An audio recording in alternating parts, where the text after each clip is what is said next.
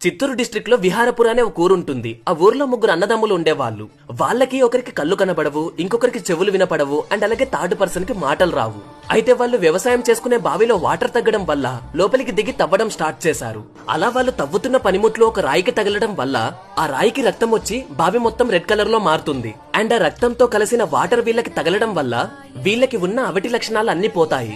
దాంతో వాళ్ళు ఇంకా తవ్వి చూస్తే ఆ రాయి ఒక వినాయక విగ్రహం అని వాళ్ళకు తెలుస్తుంది. వెంటనే వాళ్ళు పరిగెత్తుకుంటూ ఊర్లోకి వెళ్లి అందరికి చెప్పి వాళ్ళందరినీ బావి దగ్గరికి తీసుకొస్తారు. ఆ రోజు ఊర్లో వాళ్ళంతా ఆ బావి దగ్గర వేల కొబ్బరికాయలు కొడతారు. ఆ కొబ్బరి నీళ్ల ప్రవాహం ఒక ఎకరంన్నర భూమిలో పారుతుంది. ఎకరంన్నర భూమిని కాని అని అంటారు. అండ్ అలాగే పారడాన్ని పాకం అని అంటారు. అప్పటి నుండి ఆ ప్లేస్ ని కాణిపాకంగా పిలుస్తున్నారు.